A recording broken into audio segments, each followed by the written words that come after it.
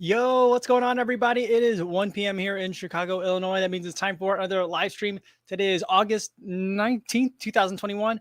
It is a Thursday, so it's happy hour. Hope you brought your recovery beverage of choice. Today, what we're going to be trying out, I got two new things from Skratch. I thought I might try them both, but this, on second thought, I feel like this is going to be enough of a happy hour drink in and of itself. It's new. It's new to me. I'm not aware of it before, but it's from Skratch Labs Sport Super Fuel Drink Mix. It's got 400 calories per serving, and the serving size is I think it's about 20 ounces for a bottle, but like in 20 ounces there's 400 calories, 100 grams of carbs, 400 milligrams of salt. So I feel like this is a really interesting product. A decent amount of salt, a lot of sugar in it. I think it's designed for people who don't like gels or prefer to take in everything by liquid. And so I'm thinking this could be something really useful for the bike, not so much for running so much, unless in perhaps an ultra situation, if gels just aren't your thing, and you like to eat kind of periodically, but don't want to be sucking down gels the whole time, you could just throw this in the pack, have a bunch of it, and get in a bunch of calories that way. So we'll see how it goes. The instructions for drinking this are bizarre. We'll get into that in just a second. But first, I want to say hi to everyone listening on the podcast, on the audio only version. Hope you guys are having a good run today. It is so hot and humid. I mean, I know there's other places that are more hot and more humid, but I am not a hot weather runner. I'd rather run in like a beanie, like mittens, balaclava, like sub-zero weather. I'd rather have that. Maybe not rather, but I deal with that kind of weather better than I deal with this weather. This weather, I just melt, and like the heart rate shoots up and I just feel tired. So it's so unpleasant. Hopefully you guys in the podcast are having a better time out there than I did. And everyone listening on and watching on YouTube after the fact, hopefully it's a part of your day where you can relax with a recovered beverage of your choice. So let's see who's here, who we got in the chat. Ines says, hi, Capoozing everybody. Keep the shoe rotation videos coming. Maybe one explaining why we need even more shoes to give an excuse when we have to get the next person past my wife. Yeah, a lot. That was a frequent kind of recurring theme in the comments for today. So I'm glad you guys like that video. I never kind of know how those are going to resonate because, I mean, for everyone that's here, a lot of the people that are here are a lot of the regulars. I always want to welcome new people as well, but a lot of people that are here are regulars. And so like the videos for you guys, you know, you've probably already heard me talk about all this stuff, whether here or in other videos, but you know, I try to, you know, I'm trying to reach out to some new people, welcome some new people into the sport and like, let them know like, hey, this is what we do here. We obsess over the shoes. So I'm glad you guys are enjoying that. And, maybe it could be how to convince your partner you need more shoes. I think that might be a good one. That could be like a fun one, like later on in the year. I think that maybe we could do that. Ray Solar's a happy jogger. Welcome back. Ray says, hello, Cohen, everyone. Super thanks for the shoe rotation video. Awesome. Yeah, I saw your shoe rotation, Ray. You've got quite a list of shoes. You got a collection going on. And Kyle says, yo, what's going on? Speaking of more shoes, I'm becoming very tempted by the more version 3 since my Bondis keep blistering me. Where do they blister you, Kyle? Because I feel like the Bondi, like the toe box, it's a little bit snug. Like maybe they needed to make it a longer shoe or maybe they needed to make it a little bit wider, but the fit is a little bit too snug for a midsole that is as comfortable as that one is. That's kind of my take on that one. CV76 says, yo, what's going on? JC says, howdy, y'all. Vincent Veneris is back. Good to see you guys again. Mark Chancoco is here. Says, hello. Happy Thursday. And Madridi guy's back. Says, what's up, brother? What's going on, Madridi? Good to see you again. Terrell Ford said he's tried this before and he says it loves it for cycling. See, I think that makes a lot of like for cycling, I don't know, because I've only been on a couple of like I'll say long runs for me, more than 20 miles. I would consider a long ride. I just said run. I meant ride. But I'm thinking, I'm not going to want to have gels. Or maybe I will. I don't know. Cycling shirts, they got those pockets in the back. I feel like they fit. It'd be nice for fitting gels and stuff, or maybe eating food, like eating a bar or something. But I feel like they're on the bike. The water bottle is kind of like an iconic thing that goes with the bike, I think, to me. So I'm really excited to try that out this weekend. I'm going to get on the bike and try it. But after I try it for the first time here. Kyle says that 100 grams of sugar is a lot of sugar. Yeah, it is. I mean, I don't think most people are supposed to drink it at once. I think you're supposed to sip on it over the course of an hour.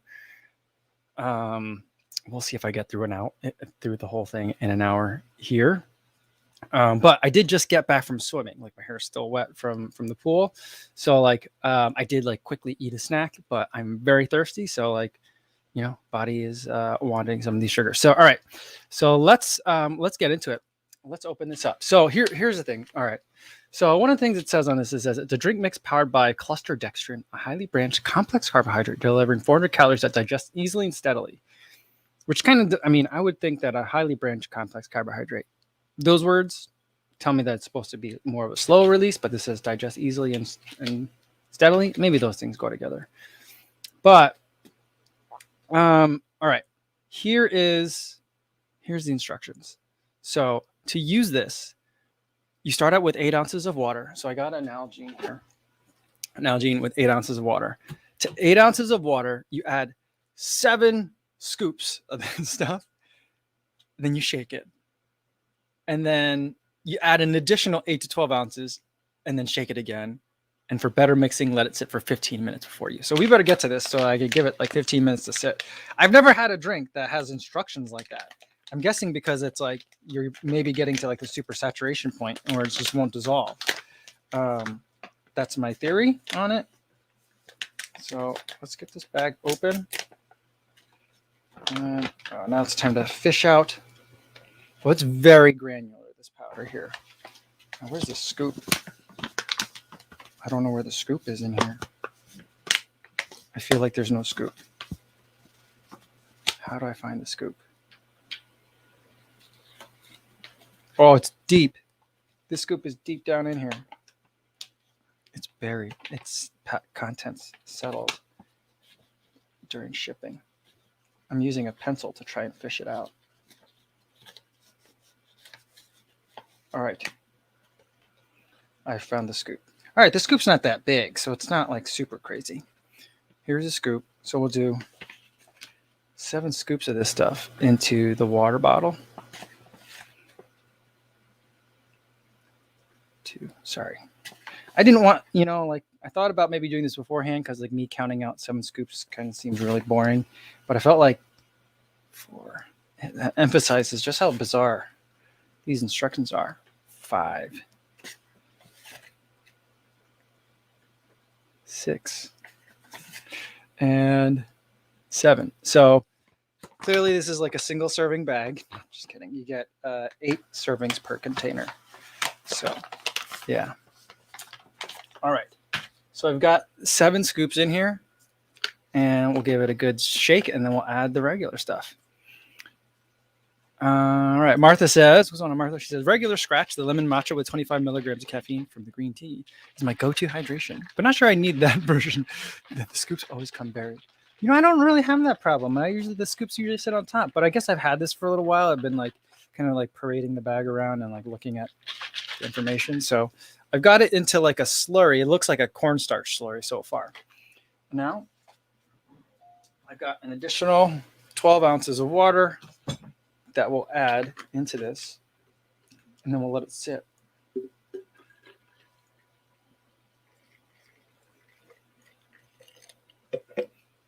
What flavor is this?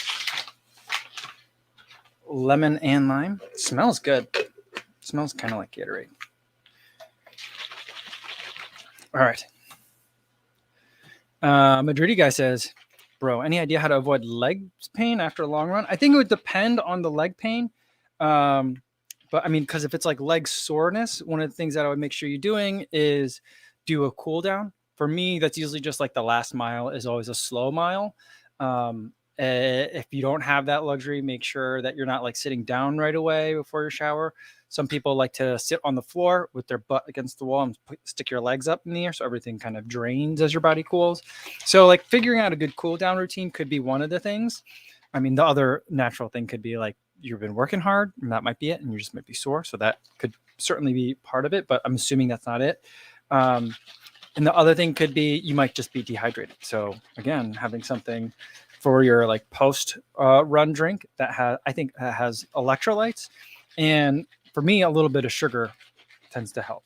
So usually people are pretty good about eating sugars after a run. So it's not something I really have to recommend for a lot of people, but some people that are really avoiding it, or maybe you're doing something that's a very low sugar diet, I think that's something that probably could be affecting them. All right. So I'm so thirsty. I'm going to try it right now, but I'm going to wait. I'm going to give it some time to help with the mixing.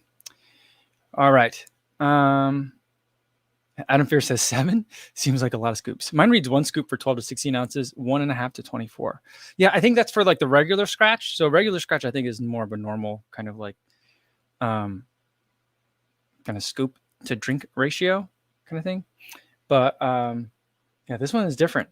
Very different. And Kyle said this is chemistry with Co. That'd be funny. That's funny. Yeah, my kids do like to do like little science experiments. I think they would like this. I think they would really enjoy making this for me. I'm like, all right, Daddy needs a drink mix. Can you guys make it? I think they would probably fight over it. Like, I want to put the 7 scoops in. And I'd be like, 3 for you, 3 for you, and then I'll do the last one. Because if an odd number and 2 kids never works. And Matt 852 says, this is really emphasizing the labs part of Skratch Labs. Yeah. You know, like when I bought this Skratch Labs, there was like a card in there, and it was a recipe card. And on the back was a picture of like the founder of Skratch Labs. I didn't realize he was Asian, so that's pretty cool. I had no idea about that. And like he was pictured there with like his like a I don't know if it was an Instant Pot or a rice cooker, and he's like, you know, like our first formulations, like we figured it out and started making them like in the kitchen. And so like the kitchen's always been a big part of the company. I thought that was kind of a cool thing to add into the package. All right. Project Arjun said, just watch your latest video. How do you differentiate daily trainer and max cushion shoes? I was under the impression that daily trainers are generally cushioned shoes. Yeah. I mean, it's a distinction that's blurring, and going into 2019, I thought perhaps the max cushion shoe was like disappearing. And then in 2020, a lot of the max cushion shoes wanted to be like more like daily trainers. So like the lines blur. But for me, max cushion shoes are going to be the thickest stack heights, the most like gaudy looking shoes generally, just because the stack heights are so thick, and the platforms are usually really wide. So that way all that stack height is stable. And they're usually puffy. So those are like a couple of things to look for. And, you know, the shoes that are not really intended for going fast, but are intended for that emphasize words like comfort, plush, longest runs, you know, comfort. Did I say comfort? I think I said comfort a couple of times. So like those are how I kind of see them. Yeah. And they tend to have a little bit of a lower heel drop. So not like they're usually not 10 millimeter heel drops. That a lot of times will have rockers in them. So that's kind of like how that's how I differentiate them. So like some that I would consider like the Fresh Foam More version 3, the Bondi are 2 that I would put in there. Like I used to put like the 1080 in there, but the 1080 is kind of in that category.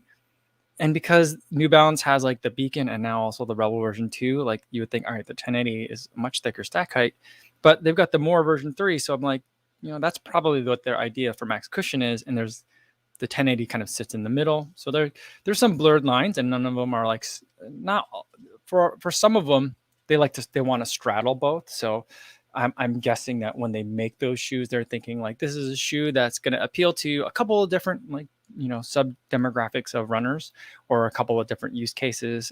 So we could sell it a couple of different ways. So like, I think that's kind of how I differentiate between the two. I think that for the most part though, because like the max cushion category seems to be going away a little bit. Well, I have another thought on that, but like for now, I'll say because it seems to be like waning in popularity a little bit. I could see it easily just getting absorbed into it. And so we have terms like it's your cushioned daily trainer, like is a phrase that I hear quite a bit. Now, the other thing happening is that there's a lot of innovation happening in the midsole foam space, and not necessarily like, oh, we've invented a new, like Eureka, we've invented a new foam. But I feel like people are figuring out new things with not only just geometries, but like playing with, you know, tinkering around with the exact formulations of it. So like, maybe it's still called Fresh Foam X, but it might be a little bit lighter. It might be a little bit bouncier, a little bit denser, so they can play around with stuff.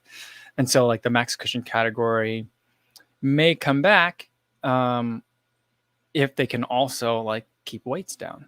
I think another thing that's helping some innovation is that, and something that I think is generally good, is that like the emphasis that a shoe needs to last for like the entire, like one shoe needs to last the entire year is kind of falling to the wayside. Some people definitely still think that and buy their shoes that way.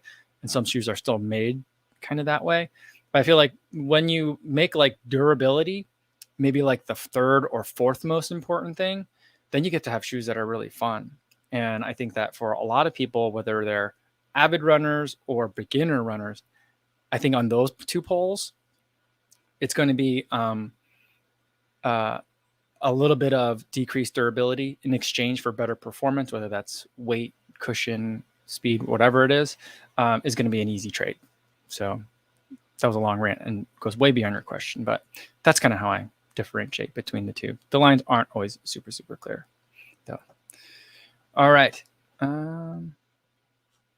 Yeah, Ray says some max cushions are getting much lighter, like the current Max Road 5. Just got that one and love it. Awesome, cool. Yeah, that's one that I haven't tried yet.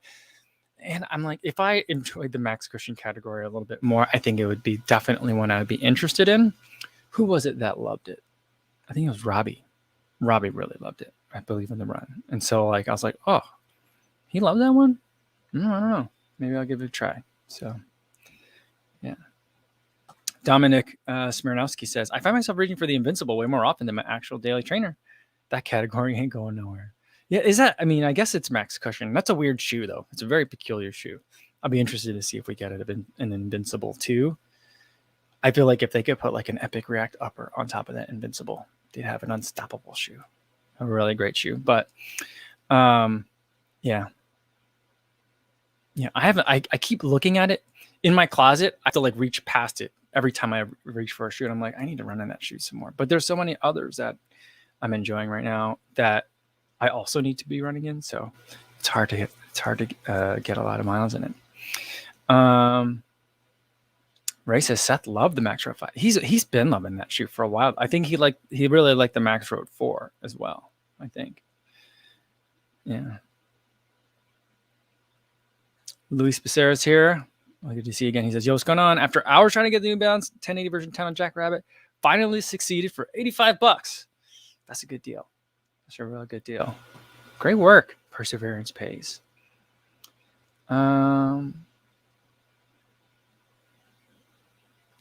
Shake Johnson says, with 10 plus miles a week, I get 3 to 4 months tops out of my Rincons. That's not a lot. So if we're thinking 10 miles a week at 3 months, so let's even assume 5 miles. So that's 5 weeks a month. So it's 50 times 3 months, 150 miles. It's a little short for Rincons. They said for the Rincon 3 that they were more concerned about durability. So I think that they increased durability. I'm guessing at the expense of speed. They said that the foam is going to be more like a Clifton foam this year. And so we'll see. I followed up on them and I was like, hey, are you guys going to send these to me? And they were like, oh, I don't know what happened. We'll make sure we get to you. And that was like 2 weeks ago. So I don't know if I'm ever going to get any of those shoes. So I don't know. I'm really interested in I'm not as interested in the Rincon 3 just because there's a lot of other interesting stuff out there. And until it gets like a major redesign, I just feel like I'm pretty sure I know what I'm getting. But the Bondi X, like I want to make sure I get the Bondi X. There's a little nugget. I can see a little nugget of drink powder, and I'm so thirsty right now. Like I really want to just drink this whole thing. But I want to make sure I give it a fair shot. I hate shaking things. I don't like that sound. I don't know. All right, let's keep scrolling down. Martha says the Rincon OG went flat for tons of people at 150 miles, but I bet version 3 is improved. Profile side, I wonder if they've done something with the EVA on both the Mach 4 and Rincon 3. Yeah, I'm not sure because like the profile in the Mach 4 was like, oh, I like this profile a lot. You know, I've had profile in some other shoes where I was like, okay, but I never was like, ooh, this is great. But the Mach 4, I was like, whatever they did, this is working for me. And so I'm hoping that I get a very similar. I mean, I really like the Rincon too. So like that was a shoe that I really enjoyed. I only got to about 60 miles on it, and then I stopped running in it because I was like, oh, I'm getting the Rincon 3 soon. So like, but maybe I should have just kept running on it because I don't know where mine is. Phil Ortman says, speaking of good deals, the Endorphin Pro 1 is down to $130 at most vendors, and most sizes can still be found. If you're curious about super shoes, here's your opportunity. That's a good price. That's an amazing price on that shoe. Because I feel like even if it doesn't work out for you for a marathon racing shoe, it's a really good marathon workout shoe. So like, that's a good pickup. That'd be a good pickup for 130. Rain Runner says, I'm drinking coffee now. Just made a mug from Pour Over. Whole beans. I grinded too. Nice. I really wanted coffee after the swim today. But yeah, I'm drinking this Skratch. All right, I'm going to go for it. It's been not quite 15 minutes, but I'm really thirsty. And that little nugget's still in here. I don't think it's going to dissolve, but I'm going to give it a try.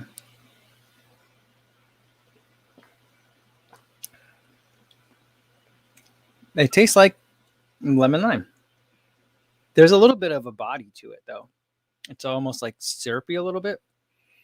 But it's also room temperature, so I think that could be part of it. But I mean, when you're out there on the run or on a bike, you're not always going to have things that are ice cold. So I feel like this is a good, test. But the lime, I'm tasting more lime than lemon, but overall the flavor is really subtle. So I feel like if I know like the flavor doesn't affect how it sits in your stomach, but so far I'm thinking like for people that have sensitive stomachs, especially when like, they're on a very, very long activity, this could be a really good way to get some calories in. I'm kind of really liking this stuff so far. Terry says, the Endorphin Pro, do they fit true to size? I think they do. And I think that the upper fits really well. It's snug, but it didn't crunch toes like the Alpha Fly or the Metaspeed Sky did. I think like the Alpha Fly was like the worst toe cruncher of the super shoes last year, but I dealt with it because I like running in that shoe so much. The Metaspeed Sky, I think, just is like not so much that it's super snug. I just think it's a touch short. I wouldn't go up a size, but just know that it's going to be a little tight. But the Endorphin Pro just felt great. Just felt really right.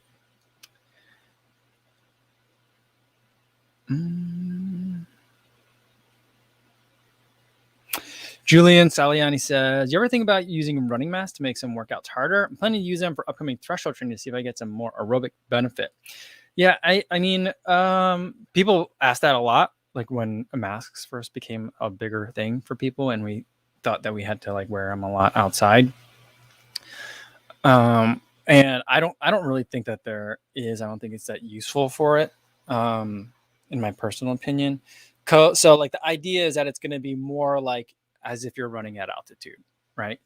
And I think that for a lot of people, like they say that like training at altitude is great because it forces your body to become more efficient, and it increases like different physiological responses in terms of your body's ability to carry oxygen to muscles, right? So all these changes happen. I don't think that happens from depriving yourself of oxygen. Like, for example, like if you held your breath a little bit longer during your run, like I don't think that would do it. And to the extent that I think that altitude training is helpful, I think that's what's more helpful than altitude training is altitude recovering. So if anything, if you want to think about it, is like, I think that if you want to do this, wear a mask all the time except during your run. And if you look at your O2 saturations when you're wearing a mask, even a very good mask, it doesn't really change your O2 saturation. So I don't think you're going to get the benefit that we're kind of like thinking about here.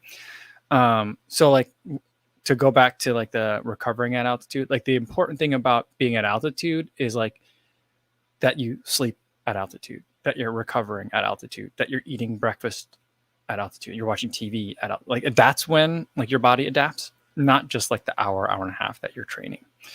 And so a lot of people say like live at altitude, train at sea level is one way that people think about it. And so like I don't think that there's, I mean, I don't have like studies to refer to, but my general feeling and from a variety of things that I've picked up from here and there, and I'd be happy to be corrected on it, is that I don't think that's really going to be all that helpful.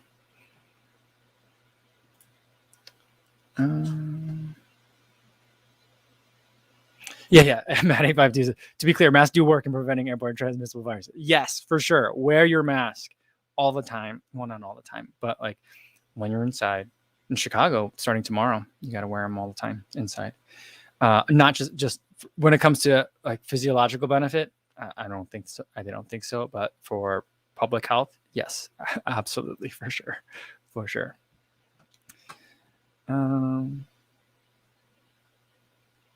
Jason L says, true story. I saw someone running in a mask in Rocky Mountain National Park. It was at that moment I was skeptical of their benefits. Yeah. And Anton says they don't give the effect of altitude. Yeah, I don't think it does that, and I wouldn't wear them for that. If I saw people running in a national park or somewhere else with wearing a mask, I would suspect that it's for public health purposes. Yeah, Terry says, I ran my last half marathon Sunday with a mask on for the first mile. No issue breathing. Took it off when the pack left me behind. Yeah, that's how it was at the Falmouth Road Race too. Where for the start, and once like the gun went off, you could take them off. But like I was at the start line and I was like, there's no garbage cans like further down the course. So like I was like, all right, I'm gonna take mine off like a moment before the race went off, so that way I would have a proper place to dispose it. So that's kind of what I did. And then I was like, oh, I took off my mask like too soon, because then it like took a minute for us to actually start. So I felt bad about that. But yeah, I think a lot of races are still going to be following that model for a little while. And Martha says, Kofuzi's right. Studies say ideally live at altitude like she does. I think Martha just wants to invite us all to live where she does. That'd be kind of fun, wouldn't it? Studies say ideally live at altitude as she does, and then train lower. The best I can do is my long runs down the valley trail, so I'm at lower elevation when I'm the most tired. There you go. There you go.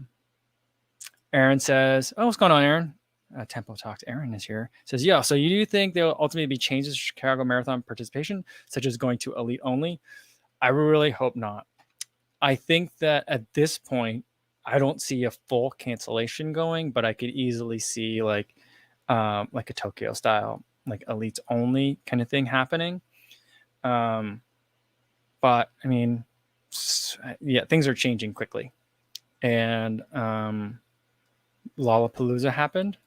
There were some cases, but the city's chief public health official, Dr. Arwadi, said that she doesn't consider it to be a super spreader event. But she also said that 8% of attendees were vaccinated. So like that's a pretty good number, I would say. There is like a famous picture that was going on around about like a super crowded, like the audience was like right up on the stage, and the picture was taken like a security guard or maybe a photographer standing like on a stage took it. And there's like a sea of people, and like one girl up front like had her mask on and is like chilling, and everyone else is like going crazy, and she just like with her mask on. And I was like, there we go.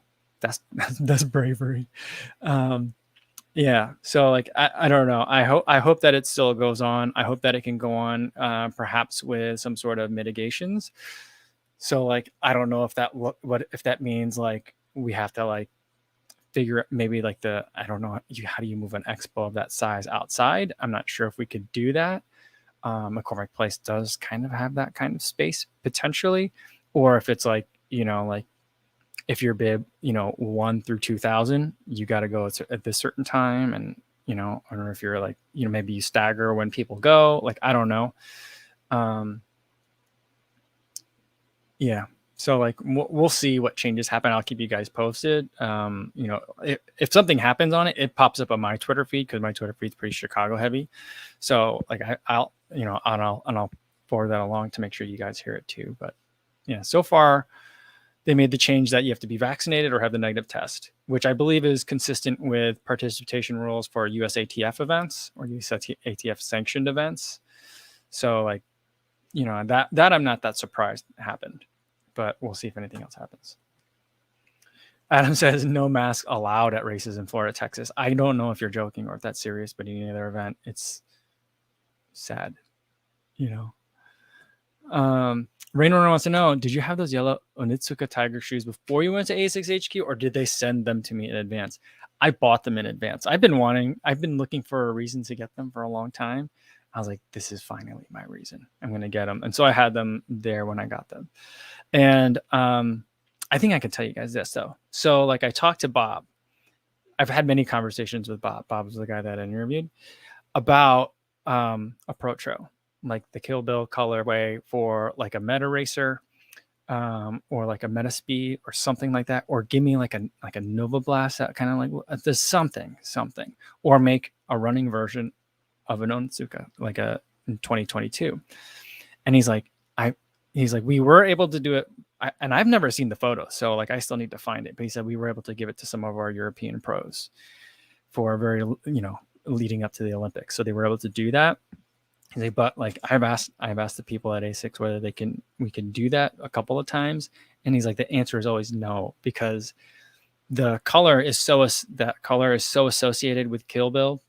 I mean, we call it the Kill Bill colorway, right? So like, and that he's like, and that movie's so violent that the people at A6, whose motto is sound mind, sound body, like won't like they like kind of like, I don't know if they don't appreciate the or they don't like the popularity or like the how cool that is, or if they're like just trying to like downplay it a little bit. But I think that's the reason why we're not getting a Pro Tro.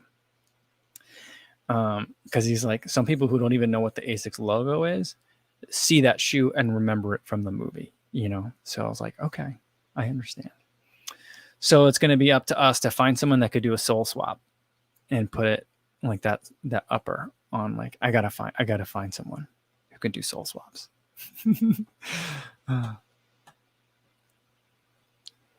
All right, let's see. Someone said something about LA Marathon.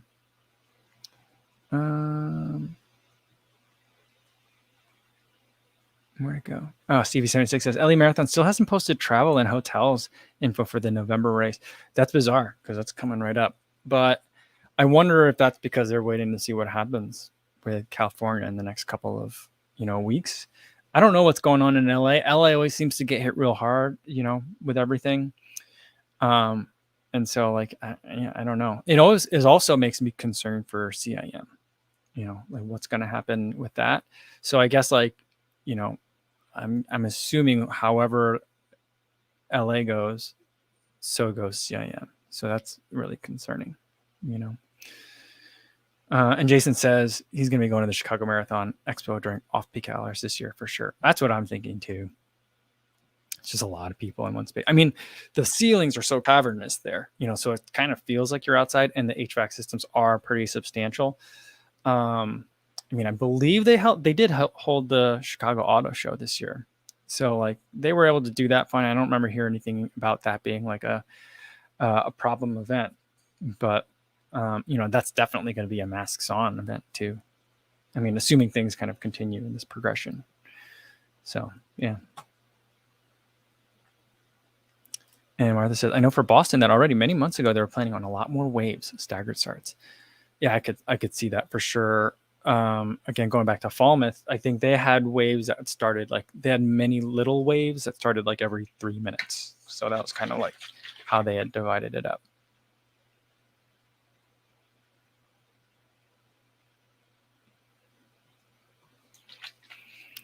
Martha wants to know, is the Onitsuka Tiger a racing flat like the Takumi-san? It looks streamlined. It was the racing shoe from like the 60s, like 60s, early 70s. So it's kind of like the Nike waffle shoe, that everyone like the Cortez that they now use as like a casual shoe, and they keep like kind of iterating on that design from like a sneaker culture perspective, and that's what they do with the Onitsuka. Onitsuka is like its own separate company. I mean, still parent owned, I think, by the same, but it's kind of like a spin-off company that only does like streetwear, casual wear.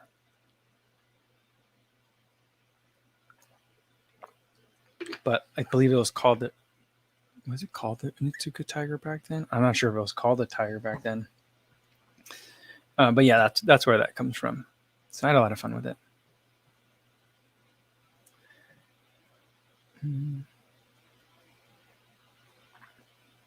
Daniel M says they were won by the winner of the Mexico City Olympic Marathon in the 60s. Oh, very cool. Very cool. They have a couple of slightly different versions of that shoe. And one of them is like, there's like the Mexico City version. And I think that one is designed after the one that existed at the time of that. So it's pretty cool. It's great. That's good trivia. Daniel, I like that. Do you think 64? I think you're right.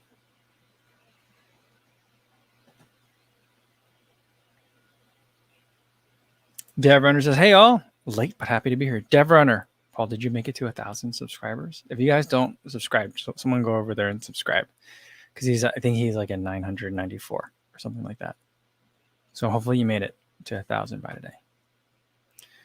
All right, Mika Kataya says, hello all, debating between an 82K or 166K trail ultra next spring. Not sure how much running in the slush I can stomach next winter, so probably 82. That's a good way to look at it. It is like, what are conditions typically like for that race?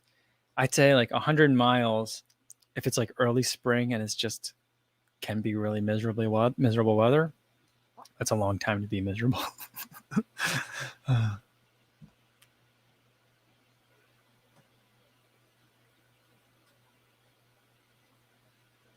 Our Dev Runner says he just needs a few more subscribers, so he only needs a handful more. Our Jeff Elliott says he's at 90. He was at 994. He's not at now at 995. I'm already subscribed, so I can't subscribe again. So get Dev Runner a couple more in there, just a few more. Julian Saliani, 996. Good work, buddy. There we go. You're gonna be. Well, hopefully, we'll get you there by the end of the live stream today. All right.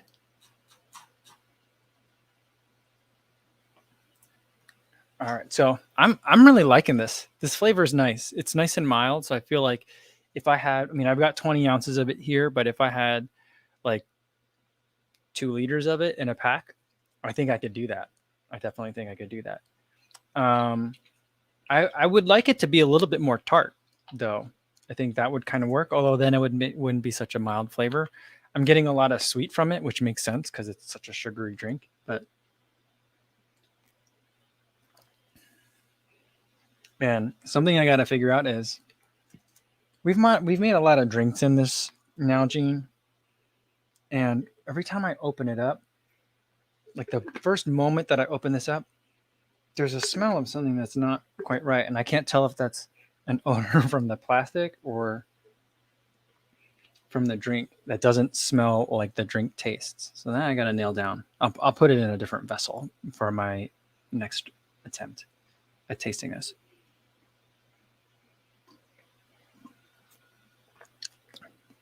But I won't describe what I think I'm smelling, just in case it's a residual smell from a prior drink in the bottle. All right. Well, Wayne Sukjun Hong says, hey, new subscriber. Love your videos. Awesome. Welcome. Great content. I'm running my first full marathon in February. Do you have a tip or two? I would say enjoy it. Just really enjoy it. Don't worry about like trying to go kill the marathon and like just totally defeat it. Go ahead and really take it in. Take it in during your training. Enjoy it. Don't stress out about any one thing too much. It's going to be tough. It's going to feel like you've made some mistakes along the way because everyone does. But that's all part of it. And the difficulty is what makes it great. And so just enjoy the entire process of it. That and don't cram. So like that's what a lot of people that are for their first marathon, they're like very, excited about training in the beginning. If they're not used to marathon training, they might kind of taper, not taper is not the right word, but they might kind of not be as diligent in following their workout plan sometime in the middle. And then at the end, try to make up for it. Don't do that. Whatever's gone is gone. Just keep chugging along and get to the start line healthy. Mighty Al says, you inspired me to run again after undergone metatarsal Jones fracture joint fracture surgery. I can finally run for 25 minutes without taking a break. Greetings from Bangladesh. That's awesome. It's a good 25 minutes. Oh, look at this. Martha says cowbell for Dev Runner. Here we go. I think we got onto the 1,000 subscriber mark, guys. Awesome. He says, wow, an unexpected bonus, but let me say thank you now. Very cool. Very cool. We got to, Julian says, boom, 1,000, and congratulations to Dev Runner. Well done. That first 100, first 1,000 is so hard. Definitely. But let's go back to this other one. Where was it? Mighty Owl. That reminds me of, I was listening to the podcast this morning. Not this podcast. I was listening to Ali on the Run Show this morning, and she had Kara Goucher on, and she was just in Tokyo to commentate the Olympics, the distance events. And she wasn't there long enough to do a 14-day quarantine. So she was there for less than 14 days. But there was an area she was allowed to go and just kind of walk around in one of the stadiums. I think I'm not sure which stadium it was. But she said when she went on off hours, if she went all the way to the top, there was going all the way around the stadium from the top deck was 1 kilometer, and it was usually empty. And so she would run there once every couple of days. And she would run for about 25, 30 minutes every time. So that reminded me of that. And I thought that was pretty cool. But 25 minutes, that's a good progress. So hopefully that we'll be able to continue and the joints hold up. Great work. All right.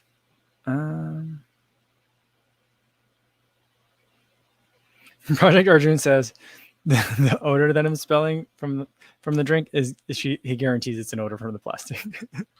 I think that's what it is. That's why I don't want to call it out. But I'm like, when did we drink something that smelled like that in here? I don't remember that either.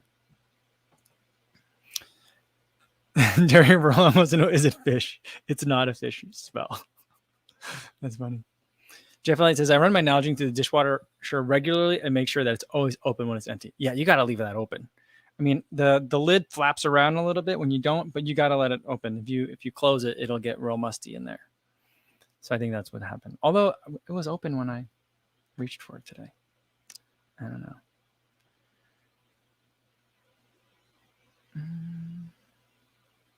Martha says she has a couple of stainless steel thermoses that she mixes drinks in. She refills the Nathan bottles from those. Oh, that's a good idea. PJ says, I always have to rinse a bottle I haven't used in a while with clean water before filling it. Hate that weird stale plasticky flavor. Yeah, I think that's what I'm getting a little of.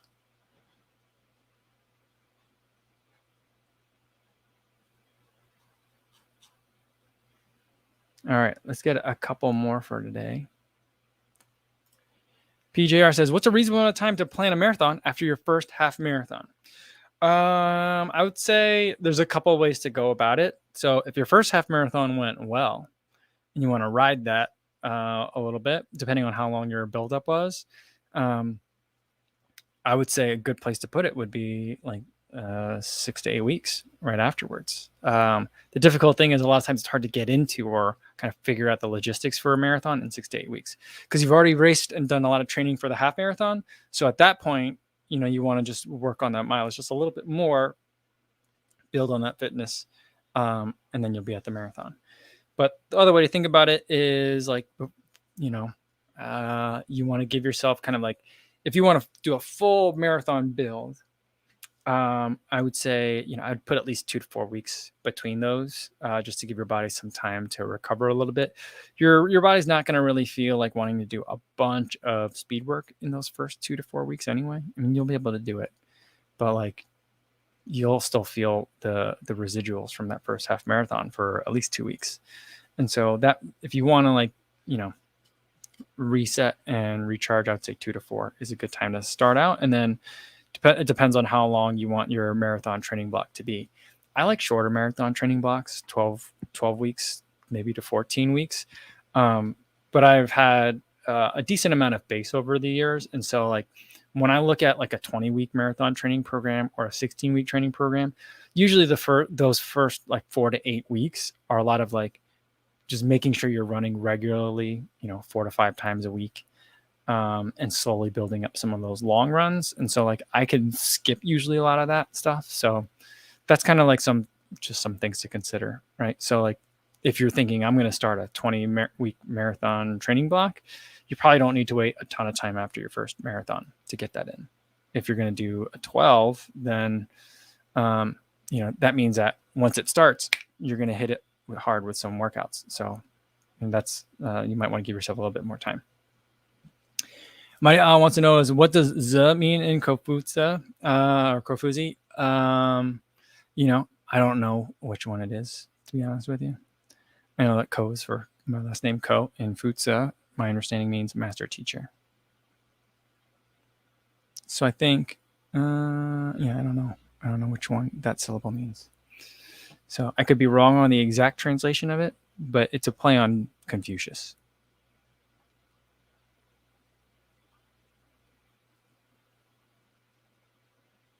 Leona says when she has a hydration bladder, she tries to wash and then towel dry the bladder completely so it's ready for the next long run.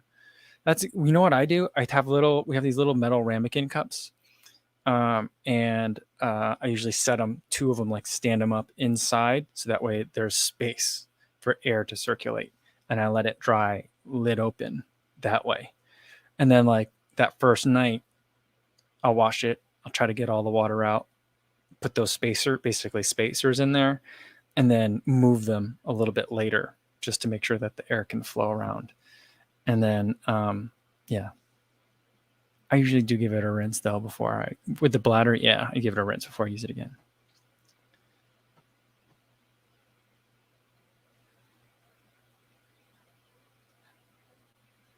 Paul Kane says, just made the live stream. Been keeping track on Catch Up and Spotify. Awesome. Welcome, Paul. Good to see you here. Mika Kataya says, this is funny. My last marathon training plan was, there's a local marathon next week. My feet aren't completely smashed. It wasn't a catastrophe. There you go. You must be much stronger than me. I'm not able to do that kind of thing. Jeff says, I have 2 20-ounce soft flasks and rinse them out and then store them in the freezer after every use. Oh, that's a good way to, so the idea is that it keeps the bacteria out. No mold can form because it's frozen. That doesn't mess up with the flask though. I would worry that like it freezing, it would be really hard on it. Like if it freezes with water, that it might somehow like puncture. I just don't feel, I feel like it would puncture it. I don't know. I'm going to say Colin McLaughlin. Did I say that right? I'm not sure. I apologize for saying your name wrong. It says, hey man, any tips on getting back into running after falling off the horse due to injury? I would say ease into it. I think the temptation is to like get right back into it and say like, all right, I'll run twice a week, but each of those days I'll have like a real run, quote unquote, real. But I'd say, depending on how long it's been or how bad the injury was, get back into it with walk jogging or just super easy jogging. And the idea is to feel fresh and not hurt after each run or walk run for the first, week or 2 weeks, even just getting back into it, rebuild the habit first, and then worry about like things like pace later. So that would be my advice, but good luck. Jared said, I'd love to get a pick at the Expo or something. I'll send an IGDM. All right. We'll have to figure out. I'll let you guys know when I go, so in case we wanted to have like a field trip and I'll go together. I'll definitely let you guys know.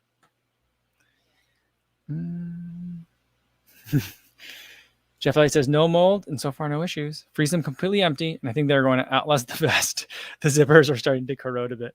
Oh, that's true. Well, see, I had the Nathan Vapor Car and it came with 2 bottles that I loved because it had the extra long straws on them. So like you can run with them and you could just like lift up the vest, like pinch it, like lift up the vest a little bit and just drink that way, which I really liked. I hate having to take the soft flasks out because once you get the soft flask out, it's like remember those toys? They were like little tiny burritos and then you couldn't hold them because they were all super slippery. They remind me of that. But I ran with that vest a lot in the winter. And one of the things that would happen with it is this is why I don't like front loaded bottles, is when you run with them in the winter, mine would freeze. It would turn into a little slurry. because the cold air hitting me on the front of the water would make them really, really cold. And one of those, and it was one of those, what does Nathan use? They work with Hydra Pack. It's a really good material for making soft flasks. And one of them, like, just a hole punctured in it. I feel like my hypothesis was that it was from the freezing and unfreezing that kept happening in those bottles. And I thought maybe that was too hard on the materials. But if it's working for you, maybe I'll try that. I got a bunch of those Camelback water bottles. Maybe I'll do that. Try that. But you said you freeze them empty, though. So maybe that's the difference. Yeah, Hydra Pack, Jeff Light says. And Daniel says it too. Thomas Bell says, I said burritos. Should we make burritos the word of the day? I think burritos can be the word of the day. We'll get a little bit of word of the day. That sound always makes me laugh so much. Oh my goodness. Oh, and Jeff Elliott says, he has the where'd it go? Someone said, yeah, he said the vapor car is his vest. So that's the one he is freezing. All right, so it's working for you. It's really hard to find those bottles with the tall straws anymore. They don't really make the tall straw anymore. They only make the little straw. That's a lot harder to drink with the pack still on, or with the bottle still in the pack. So that's a tough. I feel like that's unfortunate. And Joaquin Sandstrom says freezing them empty is a good way. All right.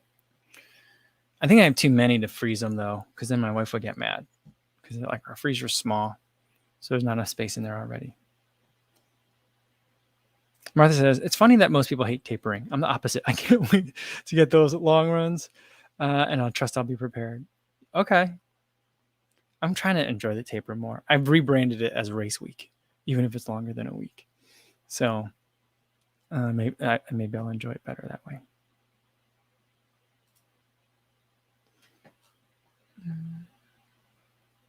All right. I think that's a good place to leave it for today, guys.